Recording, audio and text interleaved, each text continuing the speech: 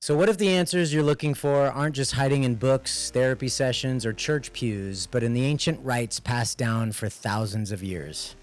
Well, today we sit down with Tara Lynn, an initiated healer, teacher, ritual master, Kabbalist, and guide in the Hermetic lineage of King Salomon through the modern mystery school. So Tara works with those who feel the call for something greater. People who are ready to embark on the sacred quest to know thyself, a path of initiation, transformation, and true spiritual power. According to this lineage, that path is the key to creating Shambhala, which is peace on earth, not as an idea, but as a lived reality. But what is the King Solomon Mystery School really? Is it an ancient source of wisdom or a modern myth wrapped in mysticism? Is it empowering people or manipulating seekers? Well, today we're going to explore all of it. The power, the purpose, the criticism, and the mystery. Welcome to the Counter Complex. Let's get into it.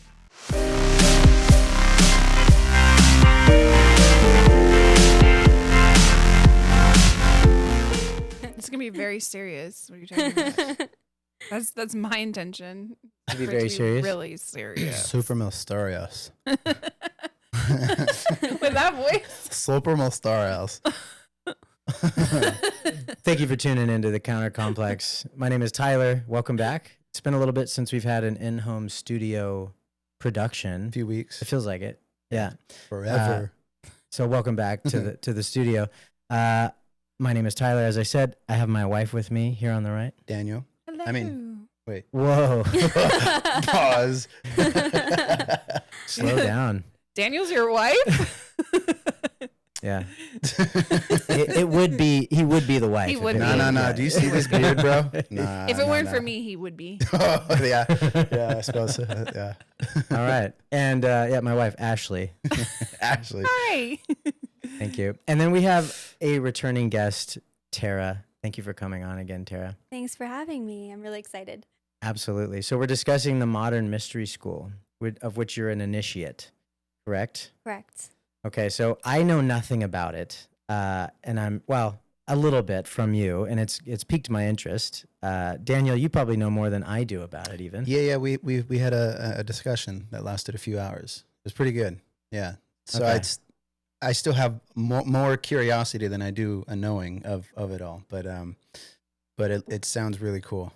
Yeah. Okay. It's actually something I think I'll be involving myself in. So Okay. I'll be getting initiated. Well, I'm a natural skeptic. What about you, Ashley? Do you know anything about this? Yeah, I've always been interested. I had kind of heard about it. The Aubrey Marcus podcast is one of my favorite podcasts, and he's really into it. So, Is he really? yeah, or at least dabbles. So that's kind of where I first didn't know started that. hearing about it, and then I've read the Hermetica, and so yeah, I'm interested. Cool. So we hope to, uncover as much as we can today with you, Tara, and I appreciate it. So yeah, the format for the podcast, we're going to talk about and introduce the Modern Mystery School. We're going to talk about what it does for us spiritually, the path of initiation within the school. We're going to hopefully get into maybe some of the potential critiques of the school, if there are any, and hopefully become a bridge for the skeptic, if we can, for myself. Mhm. And then we'll talk about some deeper spiritual thoughts, human and cosmic level thinking eventually, and then we'll close it up. But to start, tell me what drew you to the Modern Mystery School? That's a really good question because it's something I couldn't answer until much, much later in the path. When I first came across the Modern Mystery School, it was very much a mystery to me, but also I wasn't asking any questions either.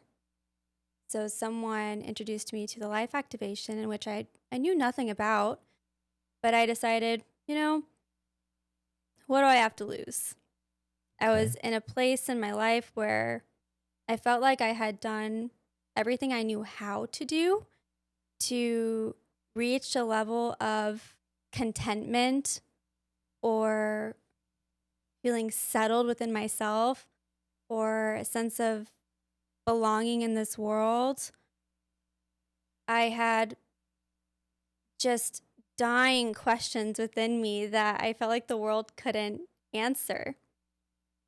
I couldn't find it in my relationships with people, friendships, parents, strangers. I couldn't find it in church.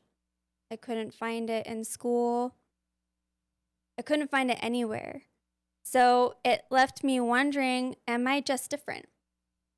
Is there just something about me that is making me feel like I just don't belong here?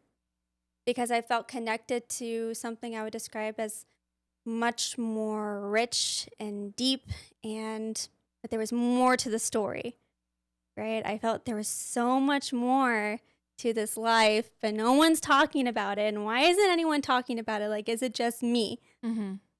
Much of my meaning for life came through getting in touch with sorrow. So I would say that I struggled with depression for a lot of my life. But it was really that connecting to the depths of sorrow that made me feel that meaning.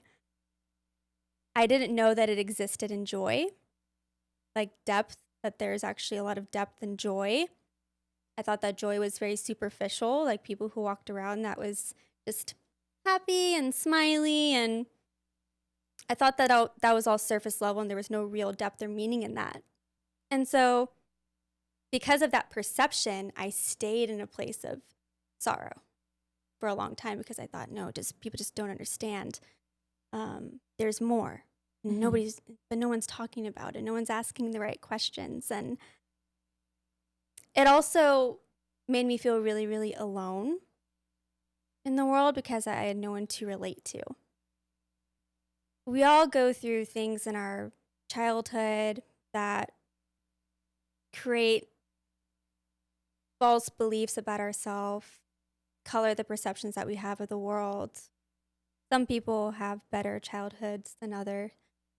I don't want to go too much into that, but I really struggled from a young age, and I had started to create a reality for myself that just reflected an initial wound that I developed from a young age.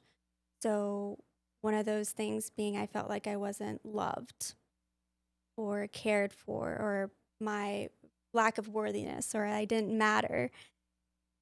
And I carried that around with me, and it started to show up in all of my relationships. It showed up in just really anywhere it could, in any corner, and everywhere I looked. It was like, see, look, more validation. Yeah, there's more proof. There's more validation. It really is me, which is true. It really was me, but it wasn't because it was true. It's because it was what I believed. And I was actually creating that and manifesting that in my life. So when I reached age 22, 23, I had a pretty bad accident. I was attacked in the face by a dog, and the injury itself could be mended and healed, but I had to go on a lot of rounds of antibiotics, like 13 rounds of antibiotics within a 6-month period, and it just completely destroyed my gut flora, which sent me on just downhill health-wise. Had a lot of the problems start showing up. For the first time in my life, I had to slow down because I was very active. So not only academically, but I was very active outside. I spent a lot of time just grabbing onto any type of adventure, anything that could help me experience the depths of life outside of myself. Because like I said, I was really connected to that sorrow. One way that I could turn that sorrow into some type of light or some type of euphoria was actually getting in touch with the vastness of nature. And so I always sought that adventure, that near death, right? I always wanted to be so close to death because that's when I felt the most alive. But when the accident happened, I got really sick. For the first time, I had to slow down, and I couldn't really do much because everything upset me.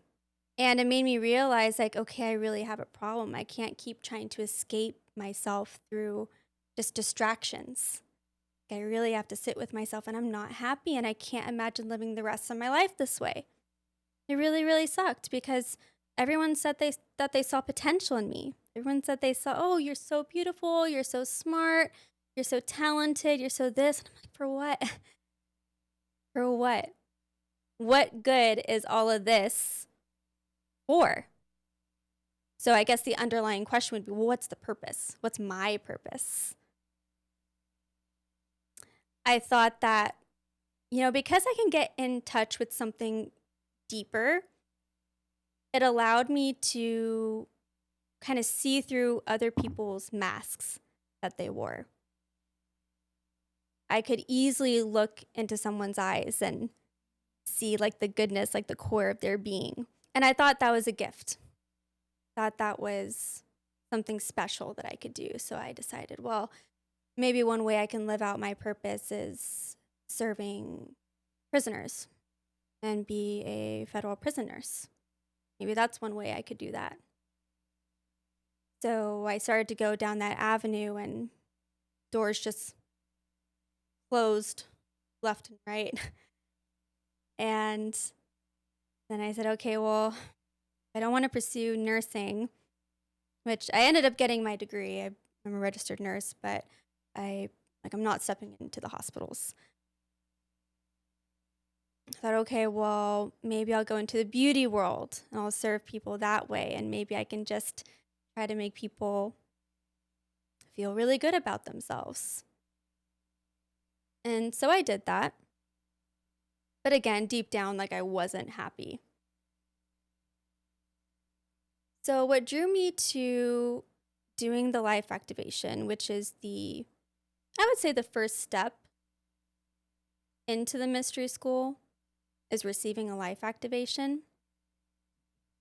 My chiropractor had told me, I think this is something that would help you cope with life. And because I wasn't coming from a place where I really believed in any spirituality, I never called myself an atheist, but I knew that, okay, I'm not finding this connection or this thing or what I feel like I'm missing in church. But I'm also not really drawn to New Age spirituality, like all the energy work. I just didn't believe in it. I didn't even believe in like the chakra system. Mm-hmm. It was just very not my world.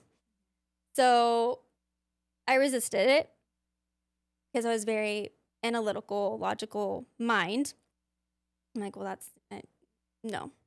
But something really interesting happened several months later. I woke up one morning and it was just this overwhelming feeling. And I describe it as almost like an angel punching me in the face of like, go do this thing. Stop resisting. Go. And so I knew what I had to do, but I didn't remember the name that he told me to go receive the life activation. I didn't remember where. I didn't remember what it was called. So I sat in bed, I started scrolling through my phone and my contacts. I was like, some name is going to ring a bell. Something's going to ring a bell. Finally, I found that name, called the person and was like, hi, I don't know why I'm calling you. I just know that you have something that someone recommended to me.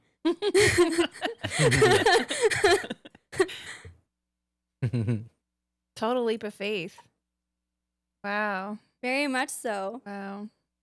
And she asked me where I was calling from. I said, I'm calling from Fresno. And she was like, oh, it's probably Jason who recommended you. Guess what? He just got certified as a life activation practitioner. You should go see him. So it was very timely. Mm-hmm. Right? Because I ended up being his very first client. Oh, wow.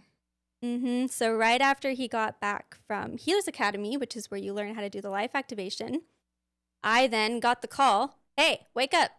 It's your time. Go do this thing. Mm-hmm. Okay. And I ended up being his first client, received the life activation. And because I could tell something shifted inside of me without someone touching me, I knew, okay, I was wrong. There's something that I just don't quite understand with my logical mind. I surrender. What's next?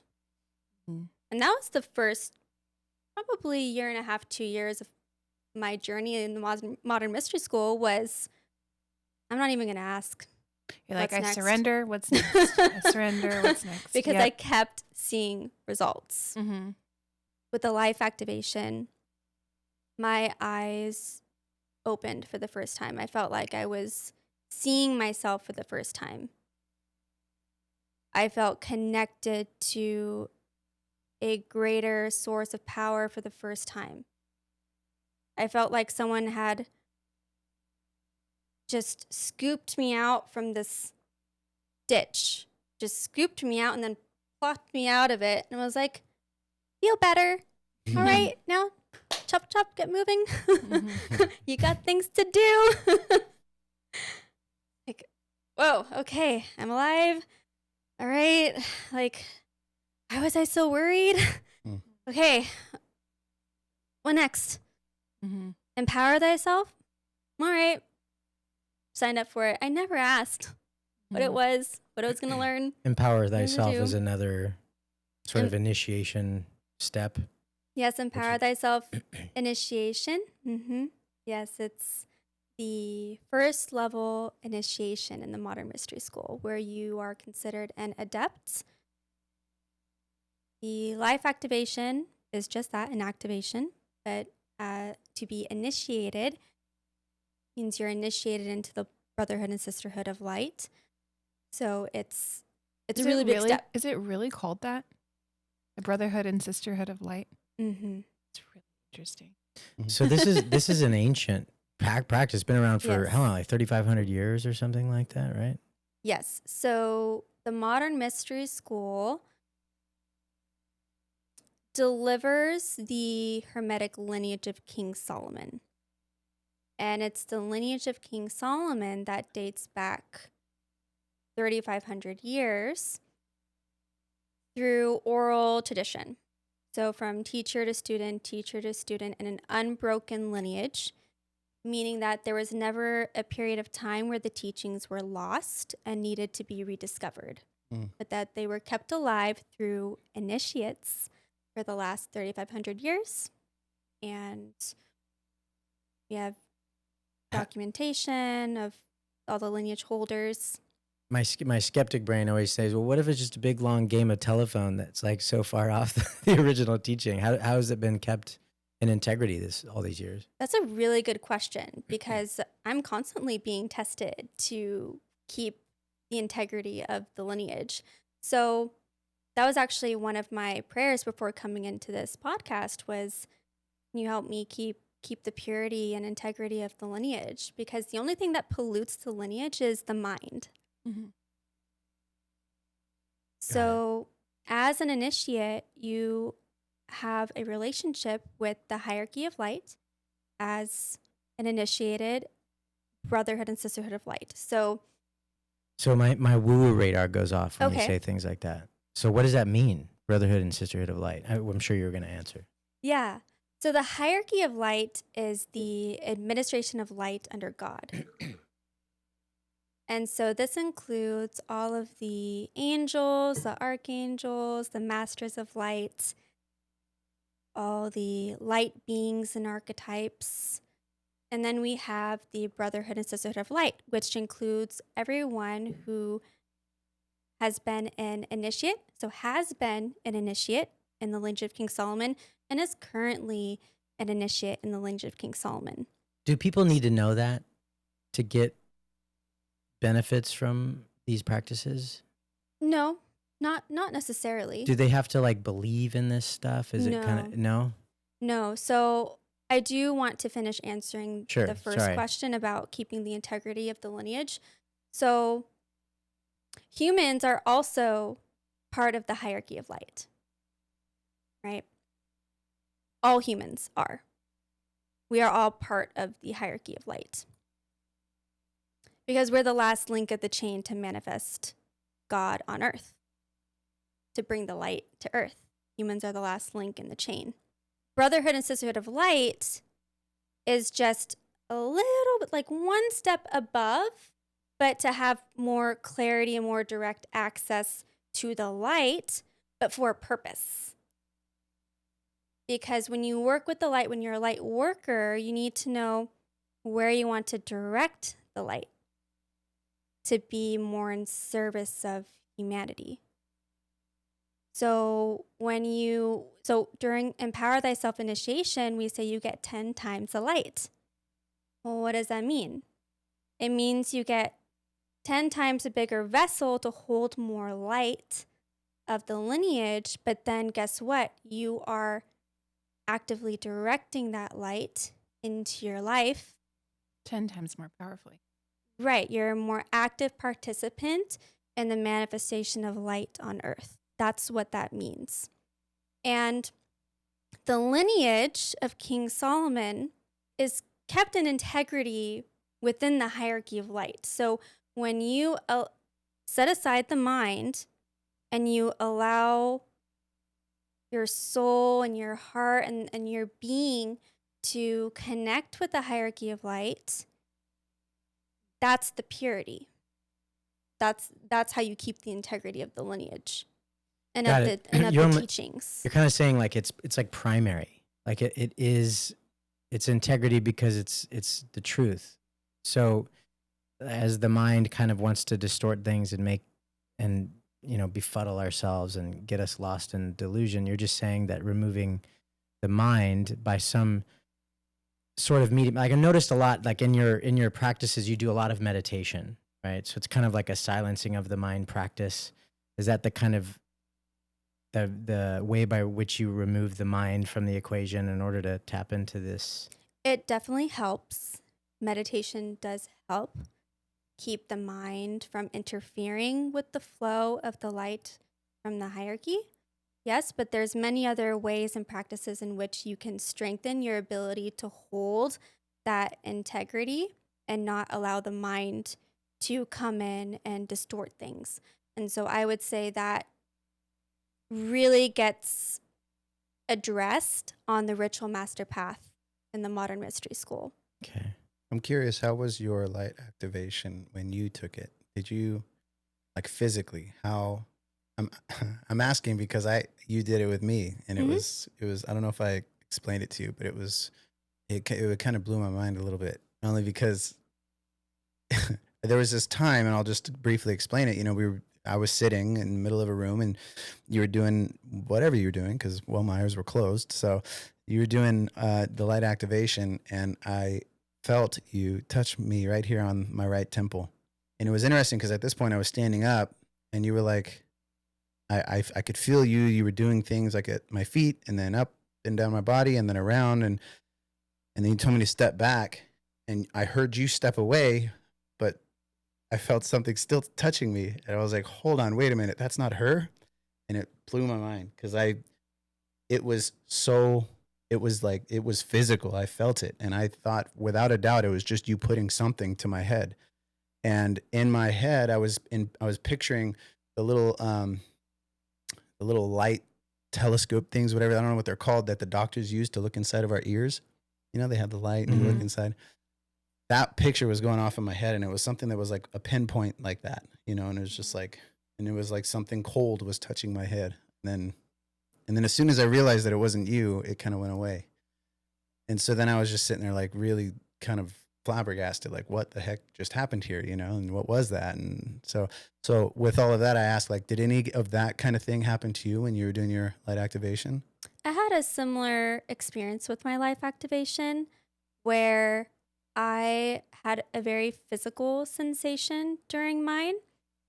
So I knew at that time what it felt like to have morphine running through your veins because I've been in the hospital quite a few times.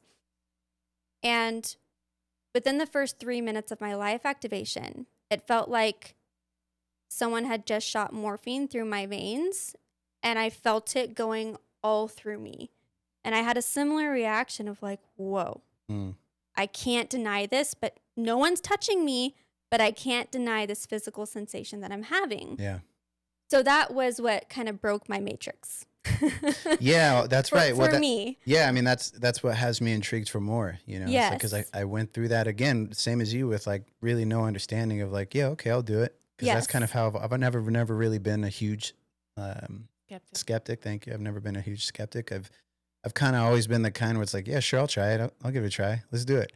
And so I went into it with a really open mind, and no expectations. And so when that happened with me, and there was some other things too, like I had a lot of things coming to my mind, and a lot of epiphanies and aha moments and reflections that were coming through. And, you know, I have to say there's been some change since then. And I don't know if it's attested to that. Like, I don't know if it's because of that, but there have been some major life shifts in my life since doing it, you know? So Yeah. I'm interested to just keep going. Like you said, like, what's next? All right, Yeah, let's do it. yeah. So that's Yeah. that's the beauty of it though, right? Is I always tell my clients it's not necessarily what happens during the session. Mm-hmm. Right? It's not necessarily what you experience during the session of the life activation.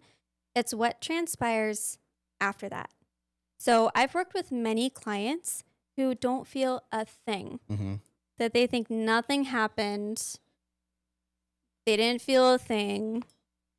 And they walk away going, meh.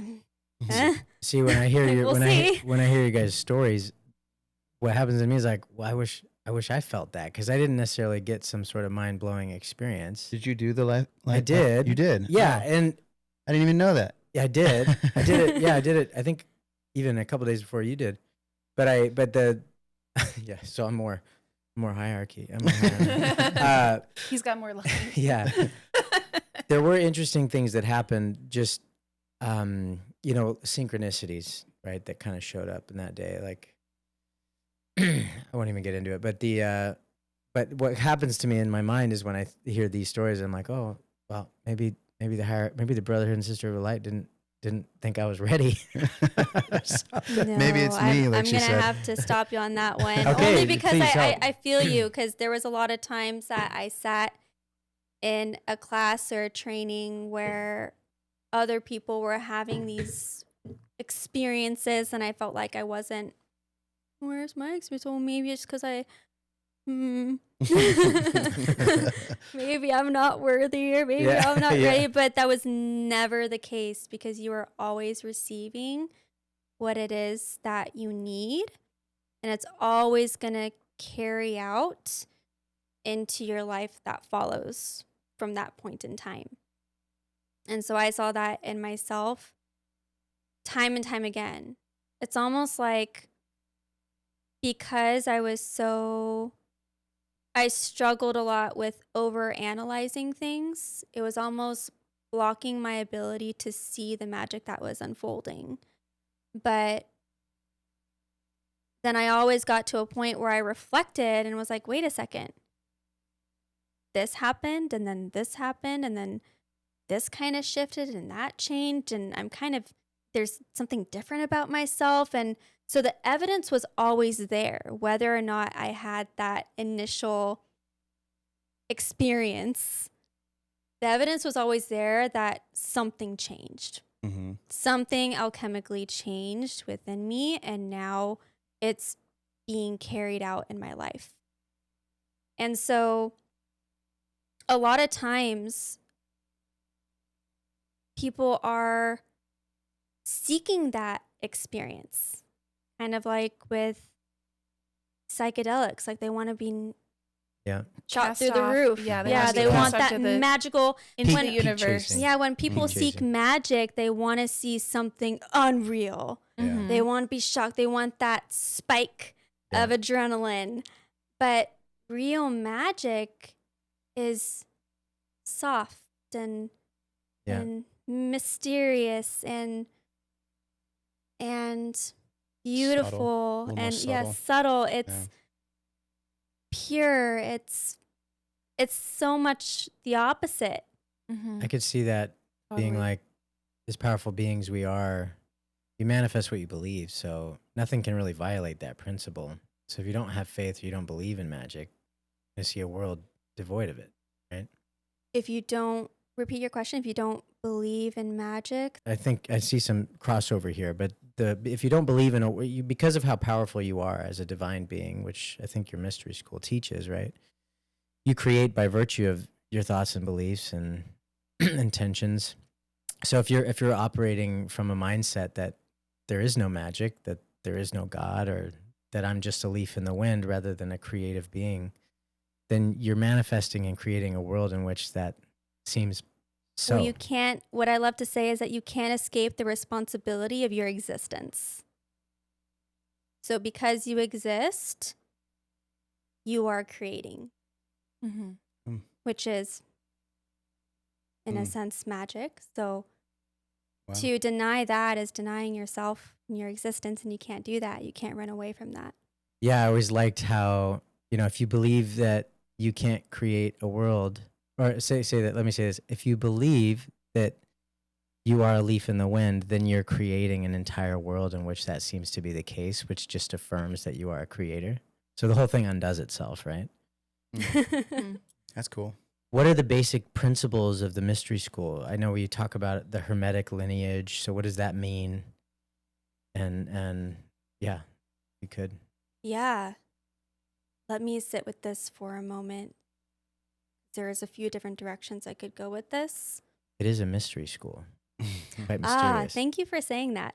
So something that is often said is that the mystery in the mystery school is you. So to walk the path of initiation is to walk the path to know thyself.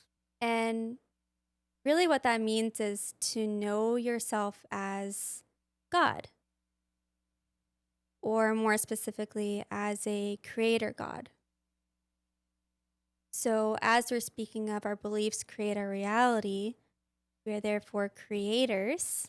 So what do we want to create in life? Do we want to create something that more reflects our divine nature as God, or are we creating something more destructive that is not necessarily of the true pure self and doesn't serve you in any way and is kind of the opposite? So to know thyself is to know your true nature. So is that a discovery process that you've found this path to be the most helpful in doing? I think we're all trying to do that, right? Yeah, absolutely. So there's many ways to do it. The path of initiation with the modern mystery school isn't the only way, but I have found it to be very effective and meaningful way and an accelerated way. So along with initiation, when you get 10 times the light or 10 times the power, you're accelerating your spiritual progression as well as your physical progression, but you're accelerating the process. All of a sudden, what might have taken you 2 years to discover, you're discovering it in 1 week. And how is that possible? By using the tools, the sacred tools that are handed down in the modern mystery school.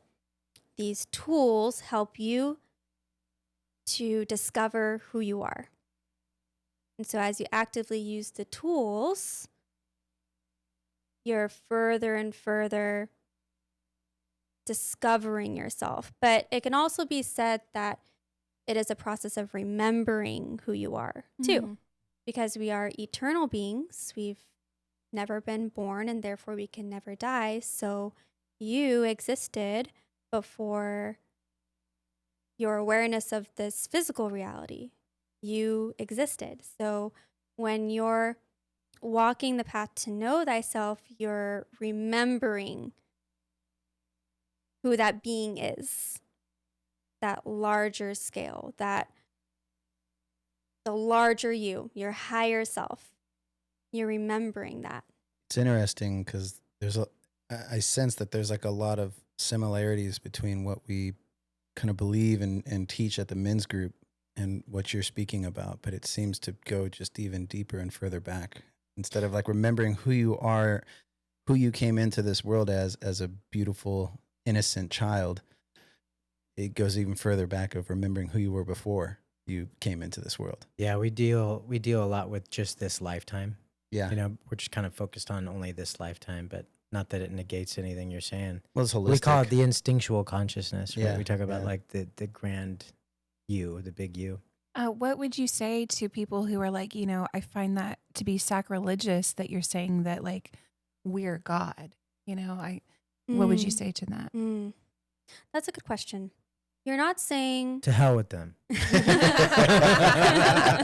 I agree with that. No. sucks for you. No. Yeah, you're not saying I am the God. You're saying I am God. I want to go a little bit deeper into this because this is something that I struggled with too. It felt very weird to say or think that I am God. But if I were speaking to someone in the Christian faith who says I was created in the image of God, I would say, okay, so we're created in the image of God. What is God? Well, God is light. God is all powerful. And then you can go on and on with a descriptive list of what you know or feel God to be, right? And so when you're in this physical existence and living your life, how do you want to show up in the world? Do you want to reflect that essence of God? Or is it going to be something else? Because if it's anything other than that reflection of the essence of God, then it is not you, because you weren't created in the image of the opposite of God, right? You're created in the image of God. So what does that make you? So that's why we say, I am God. I don't want to deliver anything other than a pure expression of God and who I want God to be and what I feel God brings in this world, the goodness, the love, and the light. I am that. It's very powerful to say I am, right? I am that. One of the things that I witness that makes me really sad inside is when people believe that they say I'm sinful. I was bad. I was born no good. I'm sinful. Nowadays, we should know that using that kind of language and that kind of self-talk creates a lot of damage. Well, it only creates more of that. Right, right. It creates more of that, but it's also programming your subconscious, your beliefs. It's coloring everything. It's coloring your entire existence. When you come from that place of belief that I am sinful, I can never be good enough. I am always less than. I am unworthy of your love. Let's sit with that for a second to say, I am unworthy of your love, God. I'm unworthy. Yeah. What is that really doing to you? Or is it more, even if you don't want to believe it, right, that I am God, wouldn't it be more beneficial? Wouldn't you see more positive results and fruits in your life if you were coming from the place of, I am worthy? You can say it with a smile, like, I am worthy. I am good enough. I can do this. I want to be good enough. So you can see how, obviously, within this that we're discussing, there seems to be like diametrically opposed forces almost at battle. I mean, in many religions, many belief systems talk about some sort of battle between truth and falsehood or good and evil. And what we're kind of discussing here is this, like, what is true, and then perhaps what the mind does to distort the truth. Is there some sort of like battle going on within people? Is that, do you have a solution for that? Is there something within the mystery school that discusses that? Yes. If you're looking for answers to that, you're going to find it in the modern mystery school. Definitely. Do you call it evil, or what do you call it?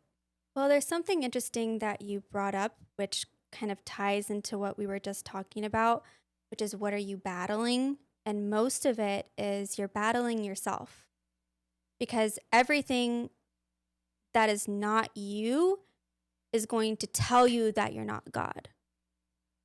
Is going to tell you you're not good enough. You can't be Christ-like. It's almost like social pressure, right? Like if I were to tell somebody, anybody outside of this school or even in this context that like I am God, some people are going to look at me like I'm quacko, right? Like I'm just like, who do you think you are? You know? Yeah, I mean, I don't go around doing that. It doesn't, of course, because it but doesn't just in communicate, just if yeah, it got brought up, right? Right, but you got to think of purpose and place and Right. would it serve to say that, because you don't want to say things that you don't want to tell the truth to someone before they're ready to hear it. What I get when you say that, like, I am God, when I hear that, I've adopted that idea in me in the sense that I'm an expression of that. Like, because there can't be anything other than God, anyways. Like God like is the- omnipresence, and yeah. I am that. like God I'm is a everything. part of that. Yeah. And I am that as well. And like I've heard this something said in the Conversations with God books, right? And it said the divine dichotomy is that God is what he is, and he also is what he isn't. It's everything. Mm. Like that, what seems to be the opposite of love or God or truth is there to give contrast so that we can actually see the truth. So it's operating on behalf of God and therefore is an expression of him, even though it seems to be the opposite.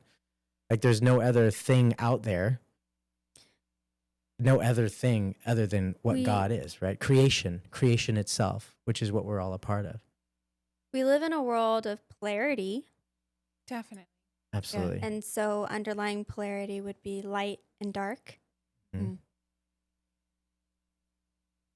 I would say that God is of the light. And that's essentially what we want to be creating from here Right. in the physical. So when we say, I am God, I'm of the light, and I create and expand the light. So when we talk about creation, everything's moving, right?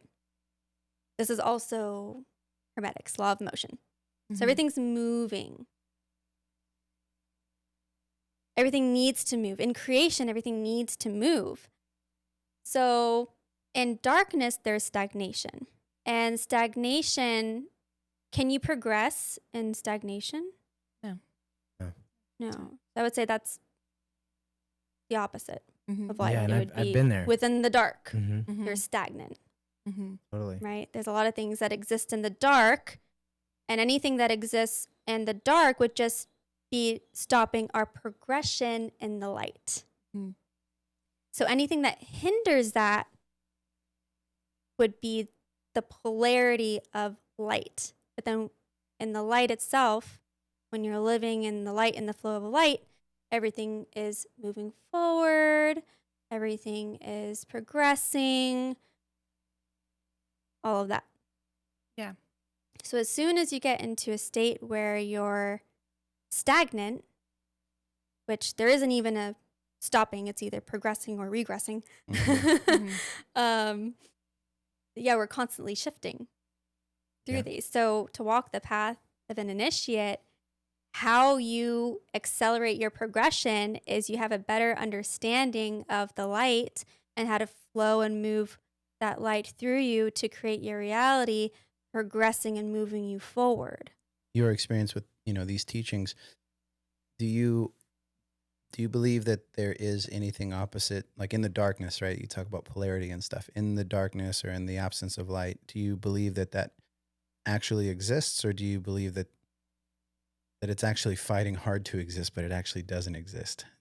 What I mean by that is like a shadow. If I were standing in the light, right, and the sun was shining on me, my shadow behind me doesn't actually exist without me, right?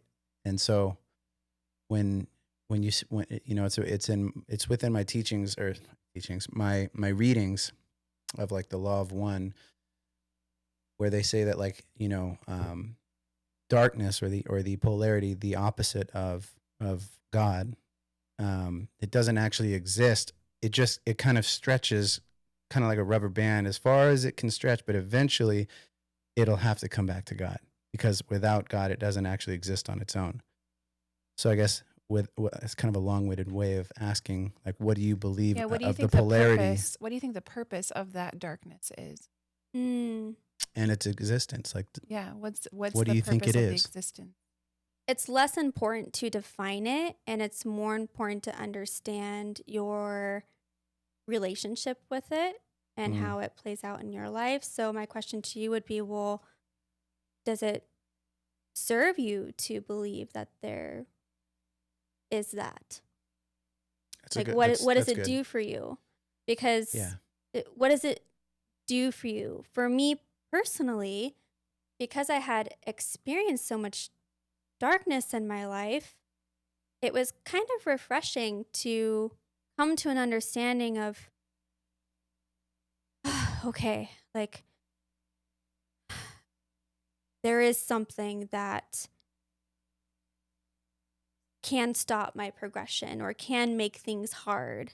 One of my greatest challenges was feeling like I was left behind by God, like God didn't love me and I was kind of left behind. And, you know, if there was a God, like, why are all these bad things happening to me? And if there was a God, like, why can't he see my heart? Like, it's so good. Why me? Mhm. I really felt that. I felt the absence of God in my life. And so I would describe darkness as the absence of God in your life. Mm-hmm. And it's almost like hopelessness. Without hope, you don't have God in your life. So I went through a period of time in my life where I was hopeless. Yeah. And so coming to an understanding that I was never left behind, that it was actually me who just resisted, Mm. right? It was me who turned my back. It was me who lost that hope. It was me. But it also served me to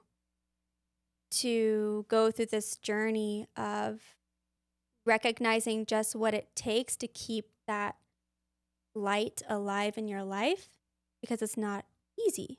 Yeah. Because now, in the same way, you know, like I've kind of walked that path in the absence of God and like doing what I thought best for my own life or like what I wanted to do, you know, the pleasures of the flesh, if you will. And now that I'm walking my path with God, I still see the opportunities to like veer left if I want to, if I Right. choose to, but because I've been there, done that, I know not to. Aren't you grateful So, for yep.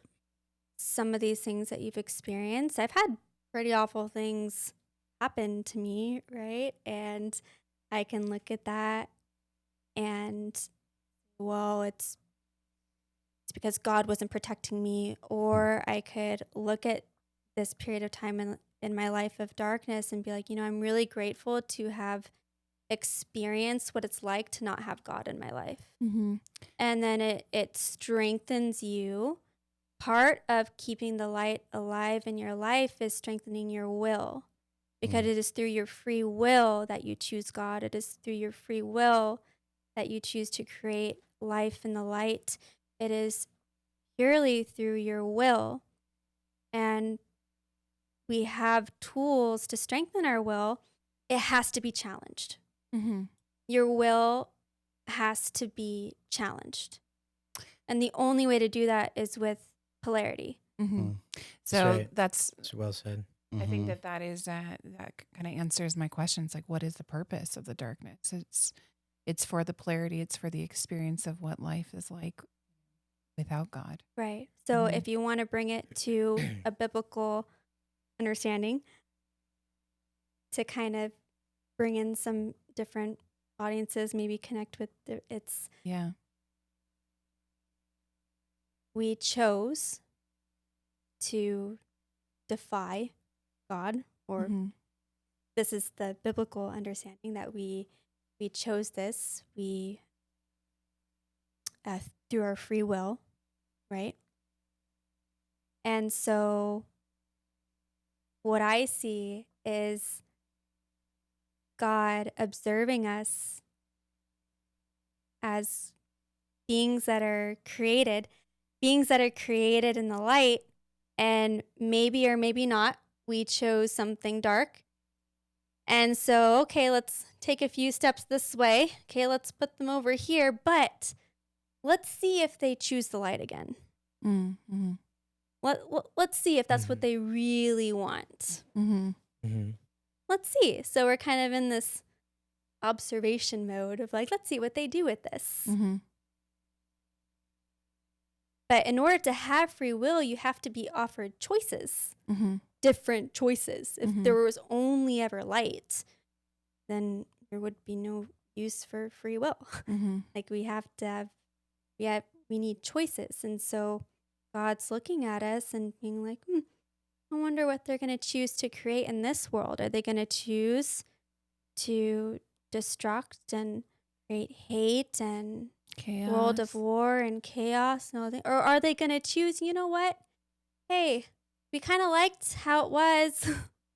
We kind of liked the light. Let's go back to that. Let's build it here. Mm-hmm. So it does seem like that is the purpose of us being here in this plane. 100%. So the mission of the Modern Mystery School is to create Shambhala, which is peace on earth. Shambhala? Shambhala, yes. Shambhala. Peace on earth. We just all have to drink the Kool-Aid, the Modern Mystery School Kool-Aid. So I want to Go ahead. elaborate a little bit on that. So another way I could say that is creating heaven on earth.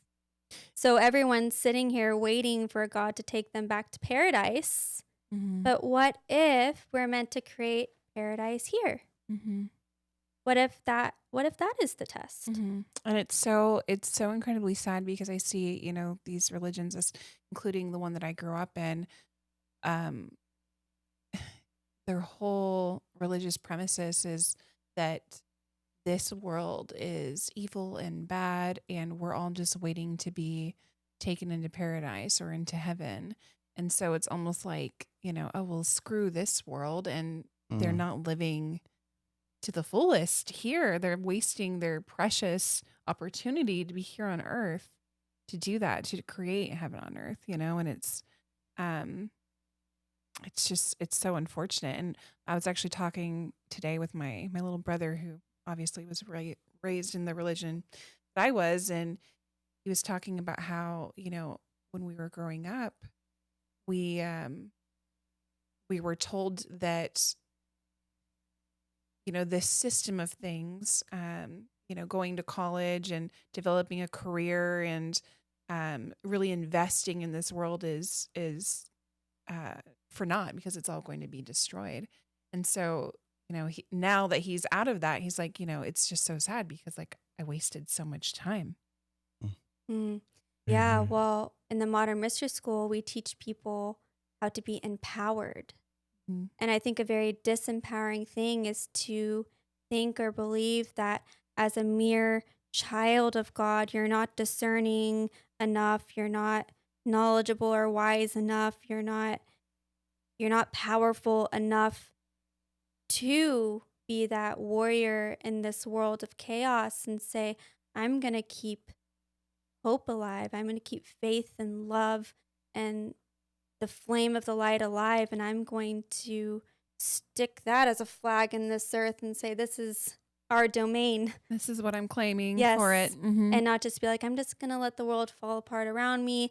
And hope for the best later on. And not even just hoping for the best, but being like, as long as I know that there's better outside of this world, as long as I know that there's better in heaven, then I just got to make it a heaven.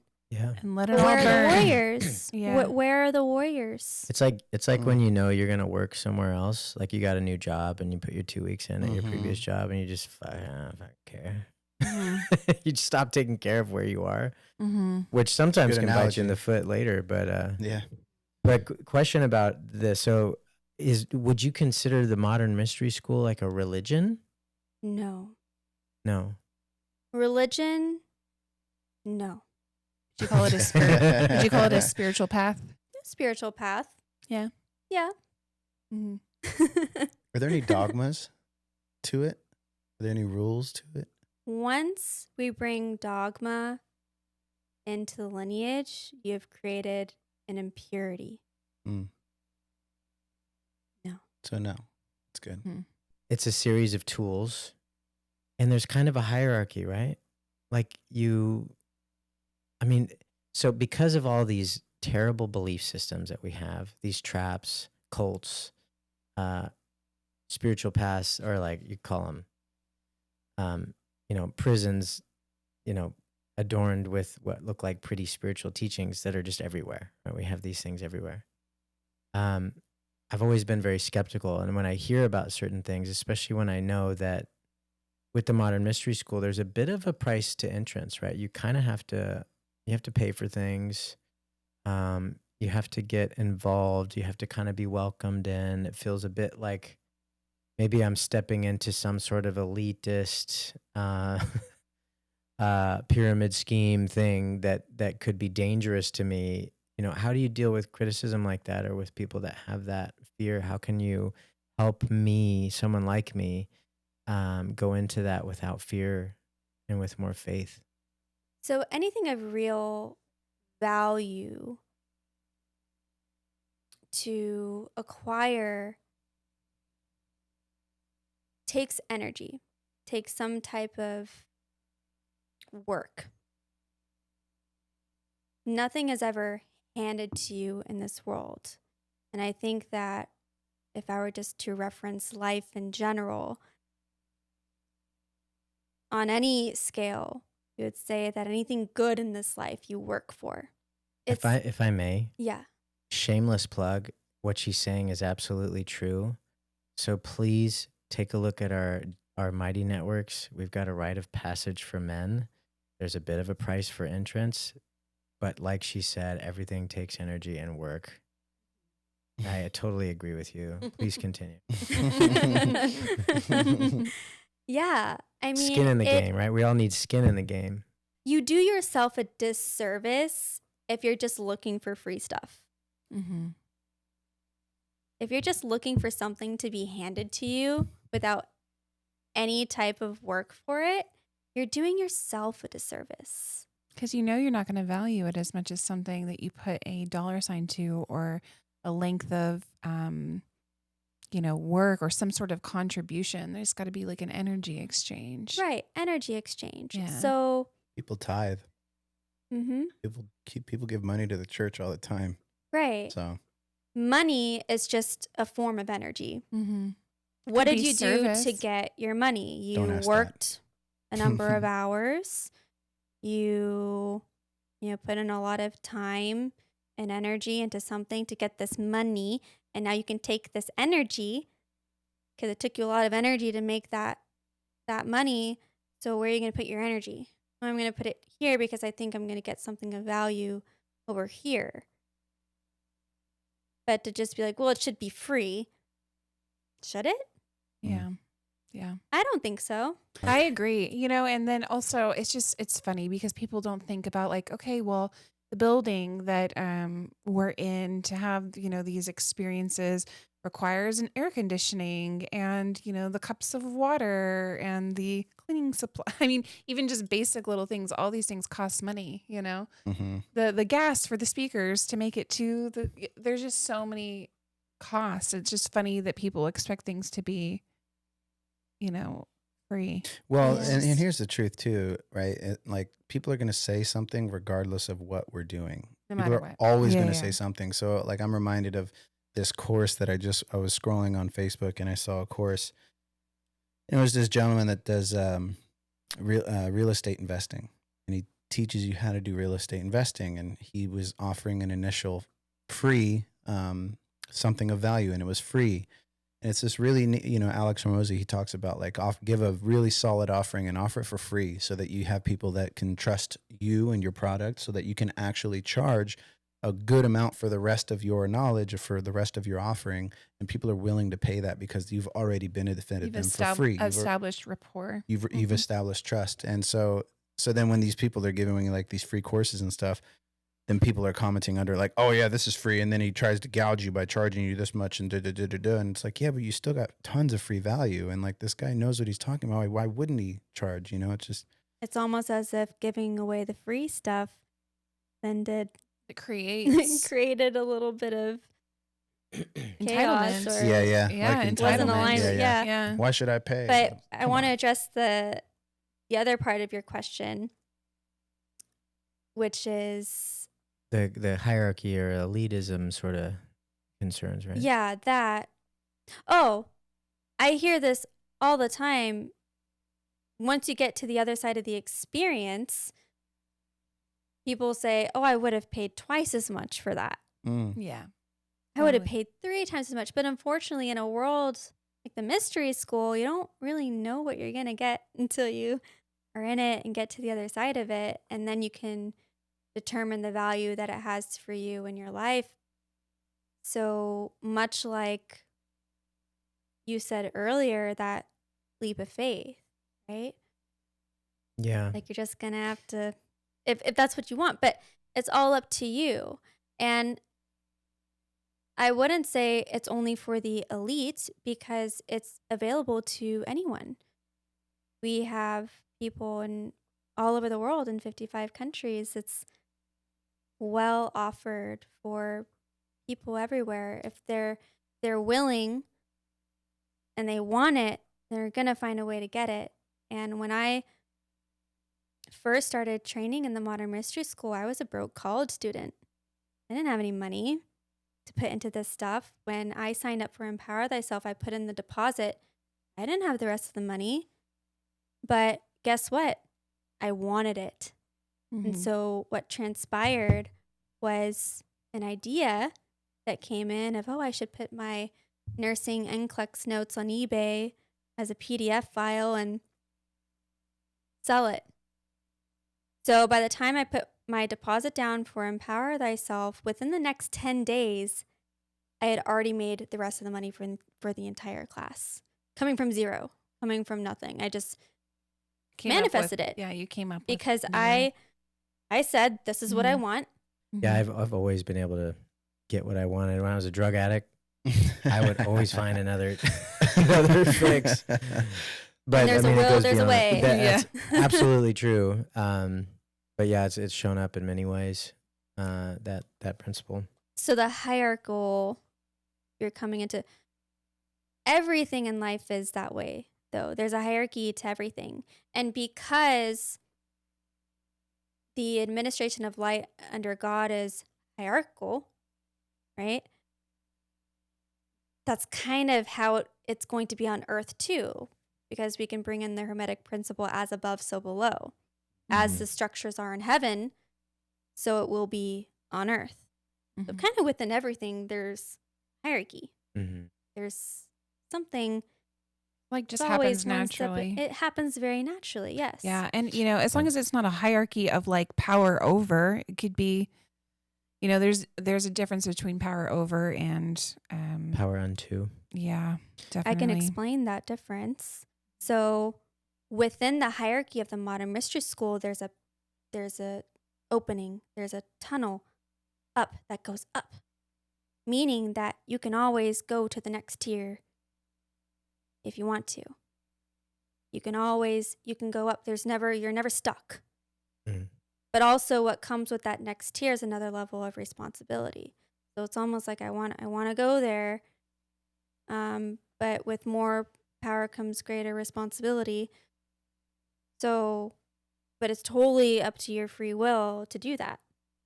And if you get up here and you're like, this is, I don't really want to be up here, then go back here and live happily ever after. But it's all up to you. No one is ever telling you what to do. Part of my job as a guide in the Modern Mystery School is empowering people to ask the right questions for themselves. Meaning, I'm never telling someone what I think they should do, but I'm helping them come to the answers themselves by asking the right questions. Been trying to learn how to do that my whole life. That's actually, you're really going to enjoy Kabbalah then, because Kabbalah is always about learning how to ask the right questions. I found my place. Because by asking the right question, asking a question in general creates that container to receive the answer. So it's all about learning how to ask the right question. I know what you mean too, because so many questions are just statements formed in a question. Like they're saying, like, what?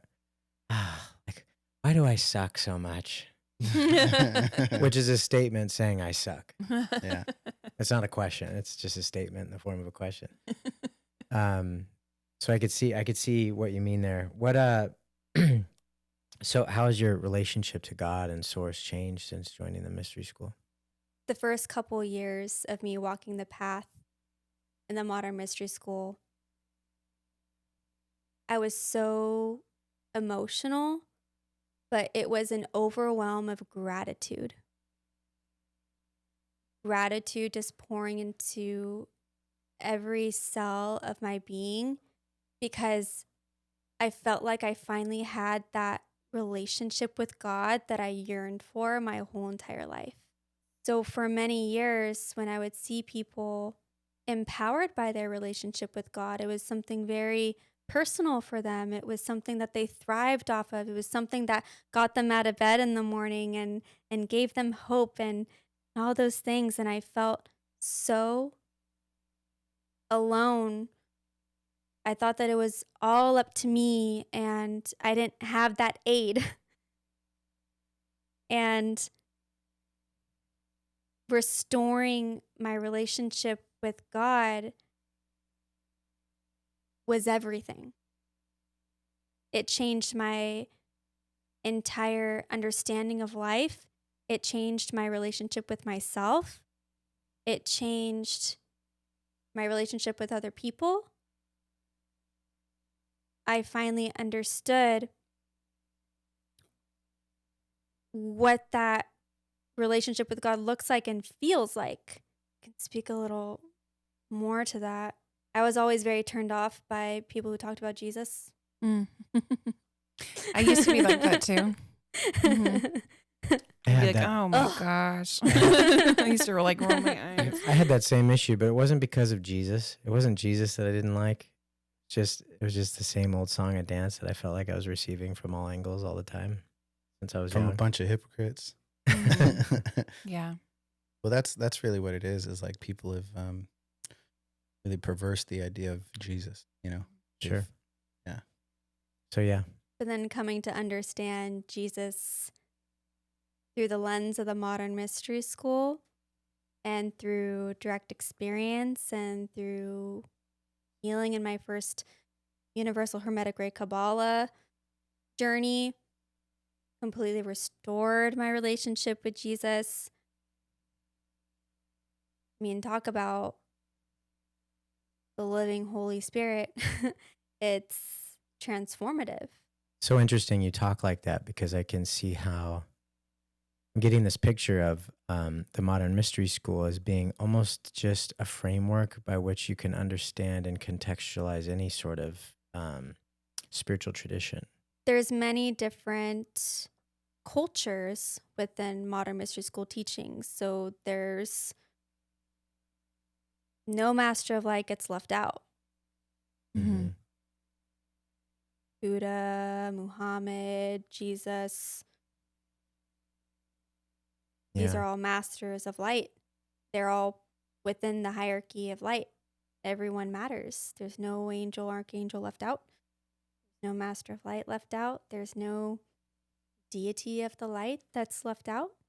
They're all within the hierarchy. They all serve the great work, the greater mission, which is to serve humanity and helping them understand who they are and understand the light and understand that they're empowered individuals that can do more in this world than they realize. Mm-hmm. Everyone thinks they're small, but you're not small.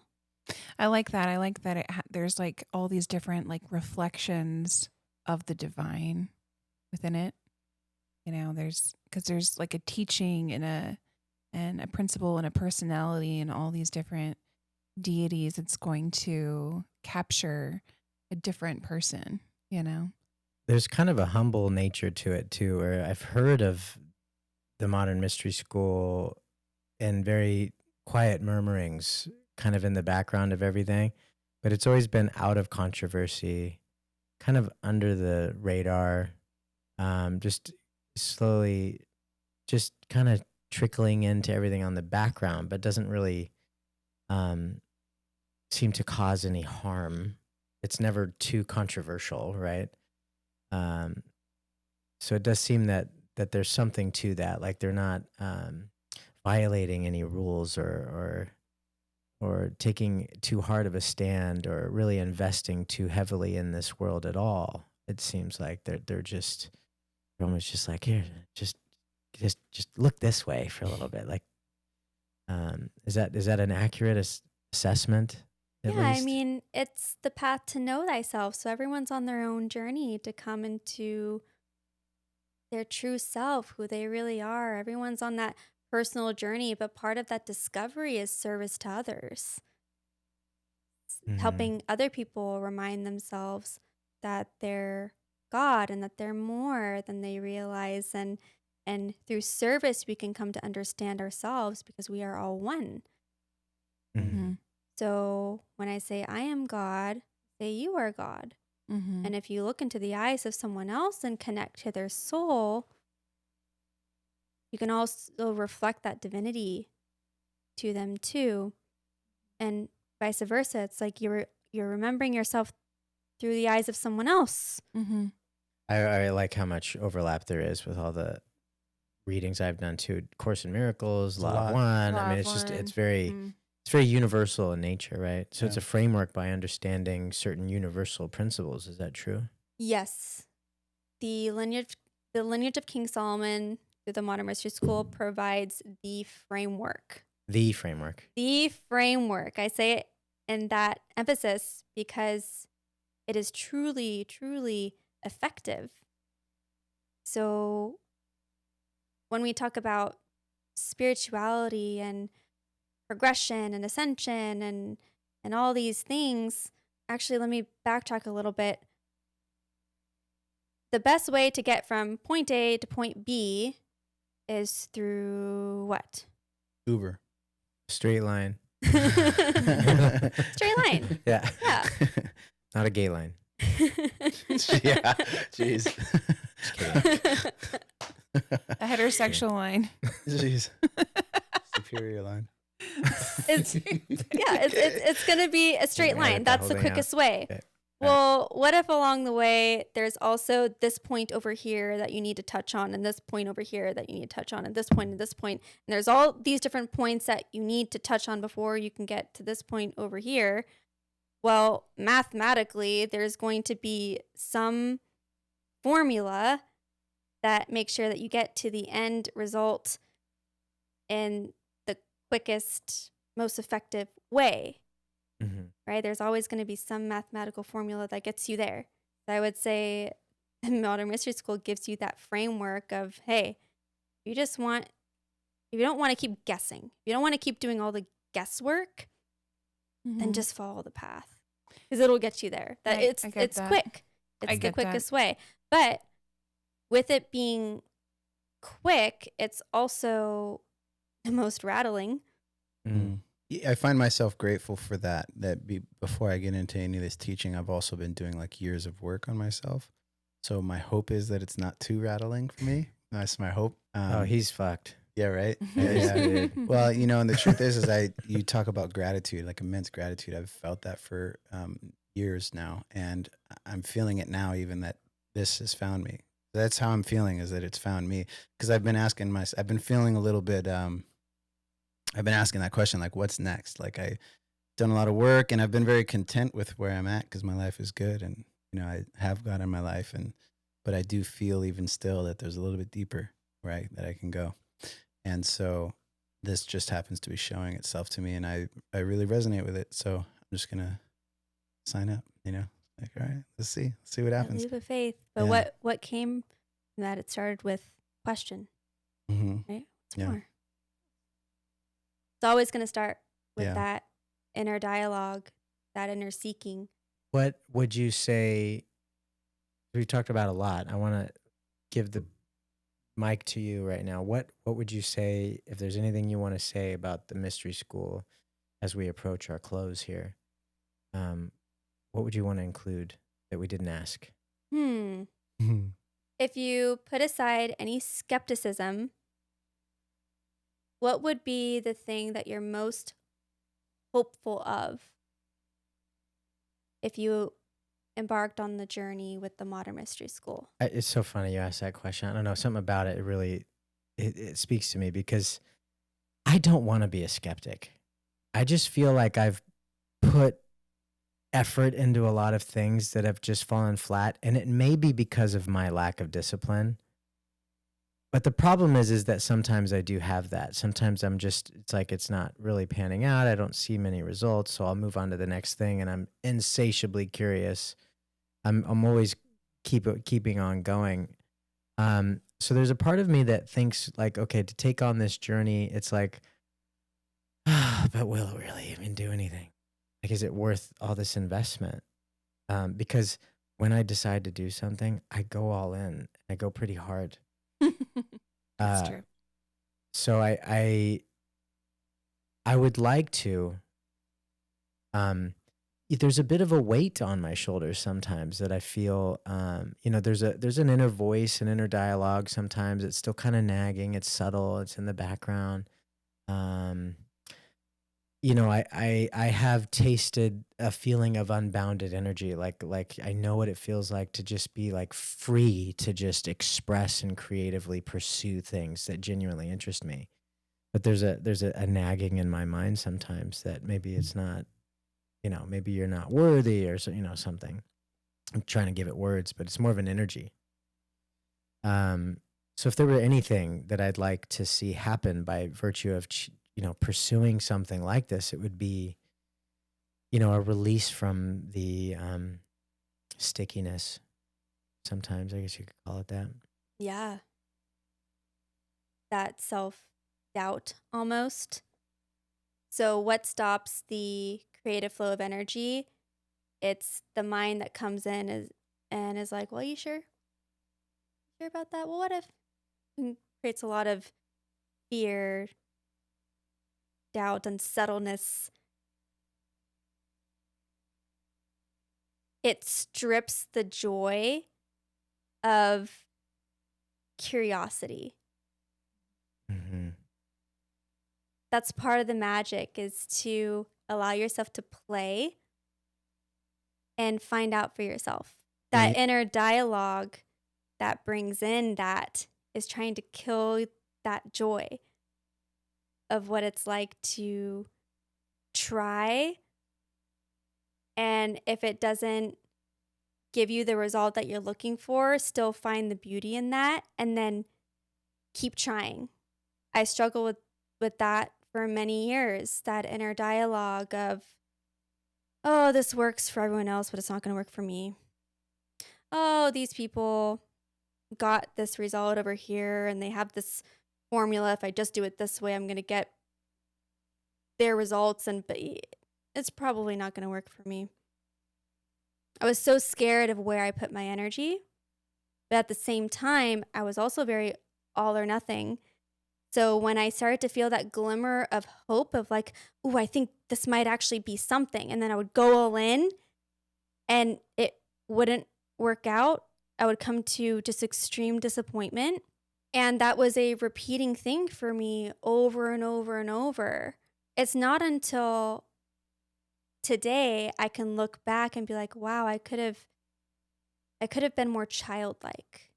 Mm-hmm. Like I could have lived in the realm of just play, and like yeah, So something true. that comes up in seven me. instincts here. Yeah. Well, the there's play something that instinct. that's. Oh man, so I'm with you, and I'm with you as well. Like there, I feel the weight as well that you're talking about, because it's like, You're not with well, you're not talking in this conversation. Hey, that's my wife, Ashley. That's my wife. Throwback to episode 2, 3. This episode, fool. No. When you were like, "That's my wife." You Oh were talking to me? yeah. No, I was talking about how you're. Yeah, never mind. Yeah. Yeah. So, what I kind of feel, if you were to ask me that question, the same question, my hope that I feel for this, I've had this seeking or like this deep knowing, and it's been told to me, so it feels a little like egotistic to say. I've had this yearning to be a guide of some kind in this lifetime, right? Been told that that's like what I should be doing, all these things, whatever. And I've met my spiritual path with play before. And I've had my moments of like unbound energy, right? Like where like I've experienced God, and then I go back to the real world where I still have a family, I still have responsibilities, and I still got to work. And so then I feel like I almost like lose touch with my spiritual side because I have to tap so far back into my human side. And I'm sure that this makes sense. Mm-hmm. So if I were to have if I could say that I have one hope, it would be that I could finally learn how to like fully integrate my spiritual journey into my life while also not sacrificing the wants and needs of my family, you know? And I don't know what that looks like. And I don't know. It's not to say that I want like some kind of monetary gain out of this. That's not what I'm saying. But you know, we've put I want all the money. right. We put so much money into this men's group, and we often flirt with the idea of it being our full-time gig, and that would be great. But how do we get to that? What does that look like? And so there is that. You know, I love the idea of meeting it with play, and I love the idea with, you know, like yeah. I mean, I'm sure it would be great while I'm at the school.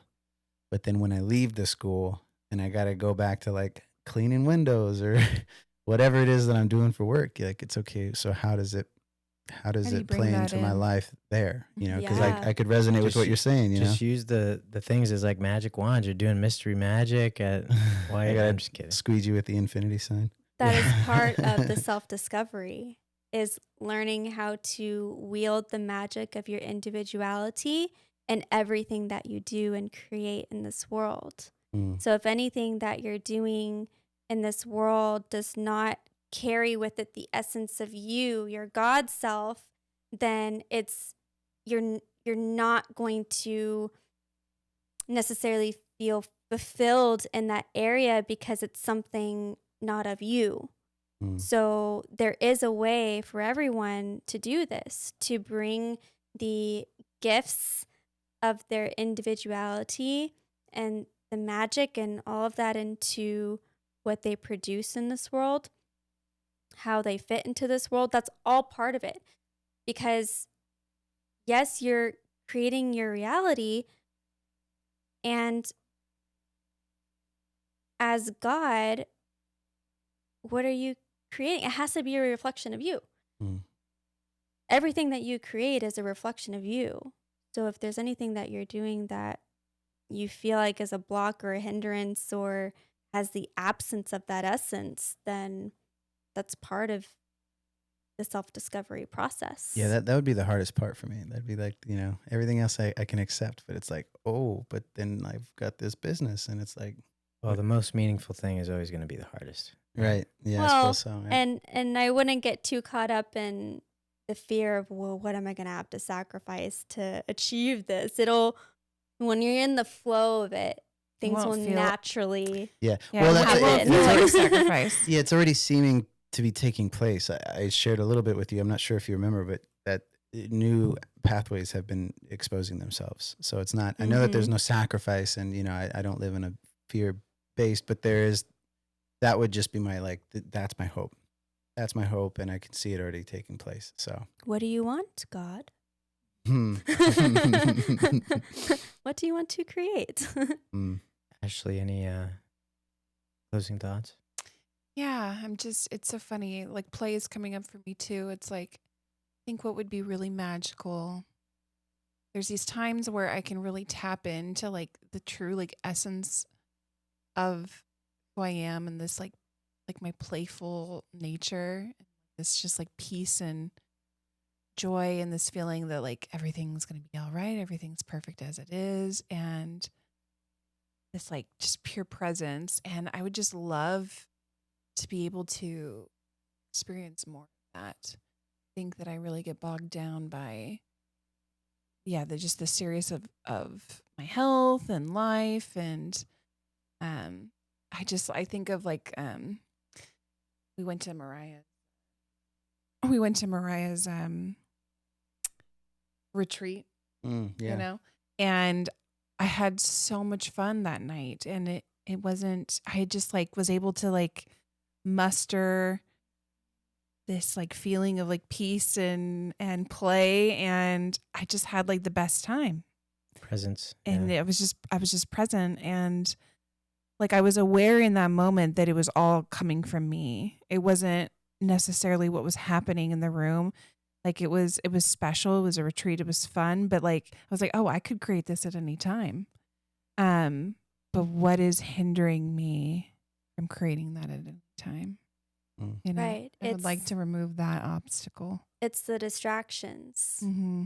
So anything that distracts you from the reality that you have full domain over your life. Well, Tara, Yeah. thank you so much for coming on.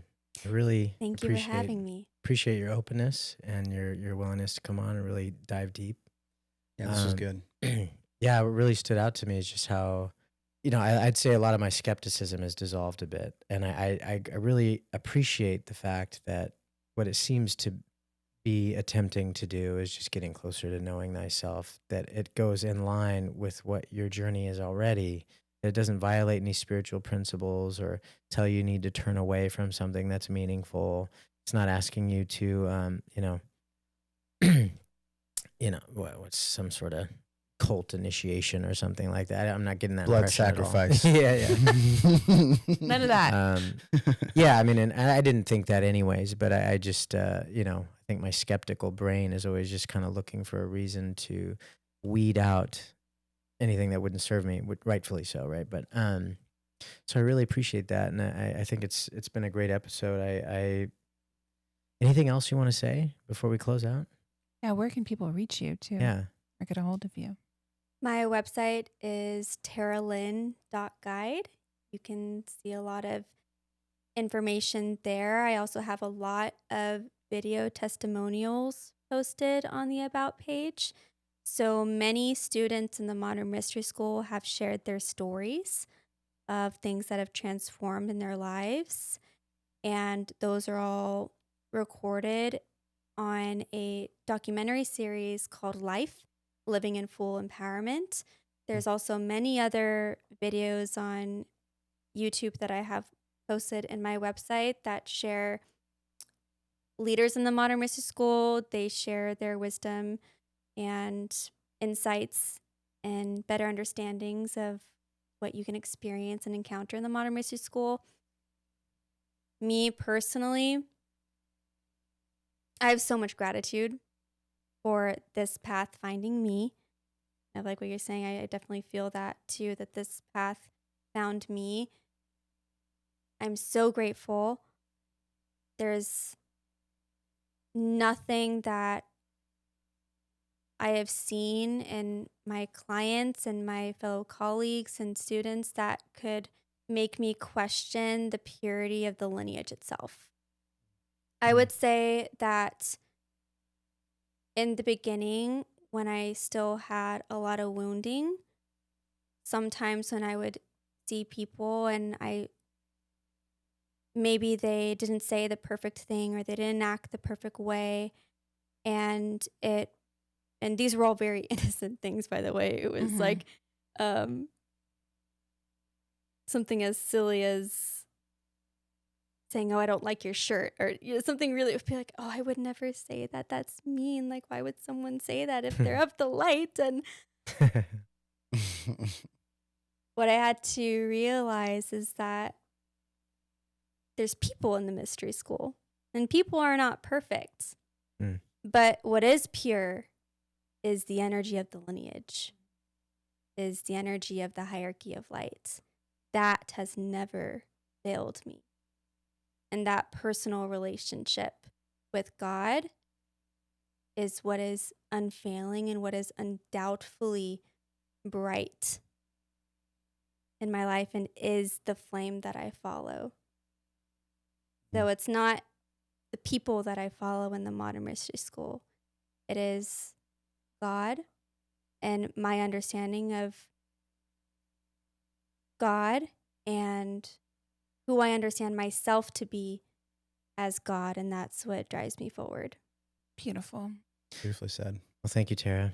Thank you, Tara. For the listeners out there, please like, comment, and subscribe. And remember, truth doesn't need to be defended, only explored. And with that, let's resurrect our play and seeking and on instincts. What do you think, man? That was What do you good. think? That was good. Yeah, you like Yeah. that? That was really good. But yes, thank you for tuning in, and we'll see you at the next episode. Bye. Have a beautiful time. Bye. Bye. Thank you.